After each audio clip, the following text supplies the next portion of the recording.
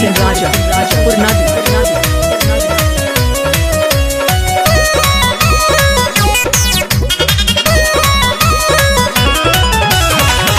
सबका के बीमारी तो दिमाग से हटाइले तोरे हियौ तोरे रहबौ कीड़िया खियाइले। अरे ऐसे काहे करही सबका के बीमारी तो दिमाग से हटाइले तोरे हियौ तोरे रहबौ कीड़िया खियाइले। तोरे चीजवा कैसे क्या करो बाँट देबौ रे देखबौ जब तोरा कौनो छौड़ा साथे टंगिया से काट देबौगे छौड़ी। देखबौ जब तोरा कौनो छौड़ा साथे टंगिया से काट देबौगे। तोरा सिवा केकरो नहीं देखे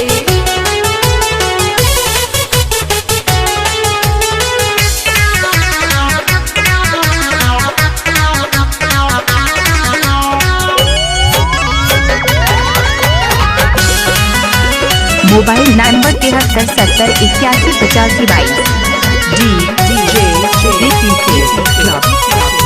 हमारा पे झूठा इल्जाम तो लगाबोही दोसरा के कहला का पे काहे खिसियाबोही।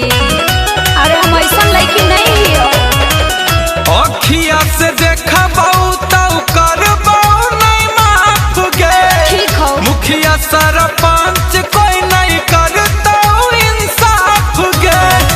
तोरा सिवा के करो नहीं आट देबो रे बात कहे ना बुझी।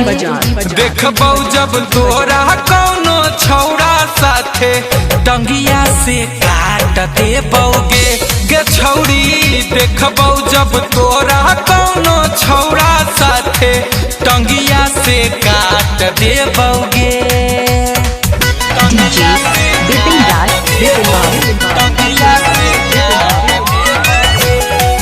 Purnadi Barras Roadman Chavi Tongi. Mobile number 73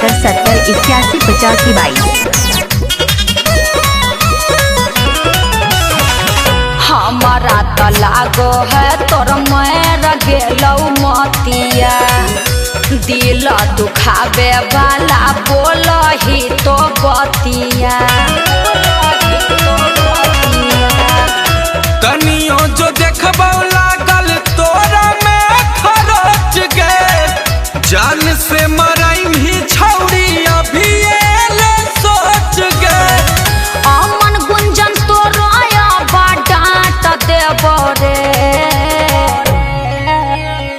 देखबौ जब तोरा कौनो छौड़ा साथे टंगिया से काट देबौगे गे छौड़ी। देखबौ जब तोरा कौनो छौड़ा साथे टंगिया से काट देबौगे। कीड़िया खियाइले तोर चीजवा